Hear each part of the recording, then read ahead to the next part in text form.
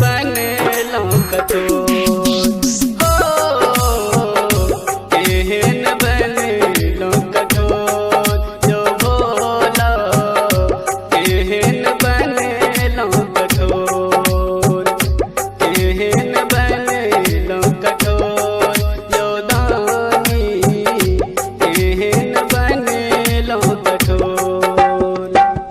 DJ Sumit Satish रैमा DJ Sumit Satish रैमा DJ Sumit Satish रैमा।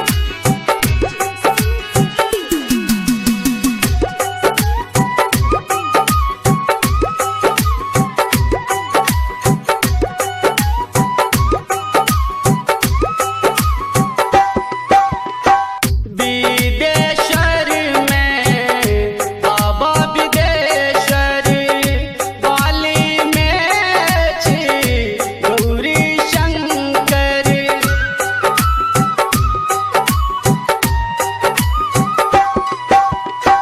विदेशर में बाबा विदेशर वाली में छी गौरी शंकर बाली में छी गौरी शंकर भैरव थान में भैरव बाबा खाके भांग धतूर यो भोला केहन बनलो कठोर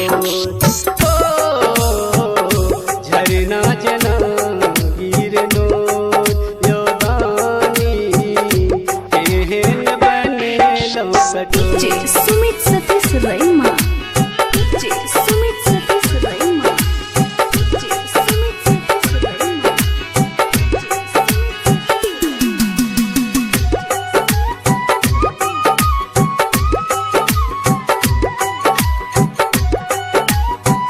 मिथिला रिकॉर्डिंग स्टूडियो थाना चौक झंझारपुर। घर नहीं घरारी हमरा कितना पथारी छे बापू के मोटेरी माथा पर बोझ छे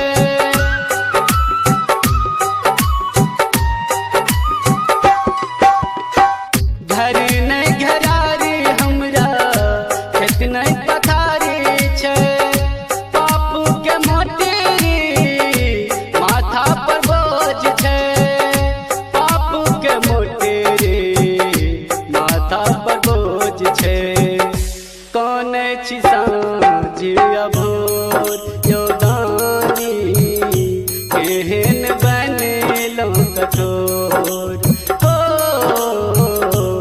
झरना जना गिरनो जो भोला केहन बनलो कठोर।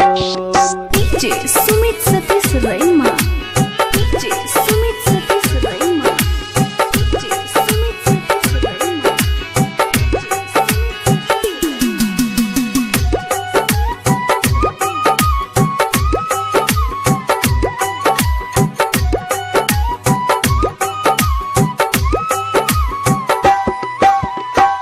सब दुखिया के दुख हर ले लिए इंदल गर किए मुँह फेर ले लिए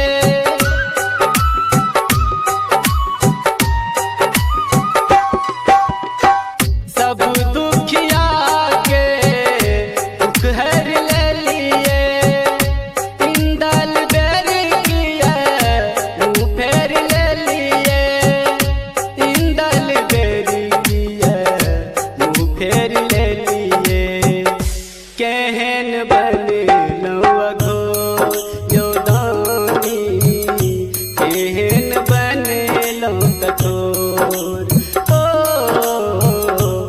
झरना जना गिरनो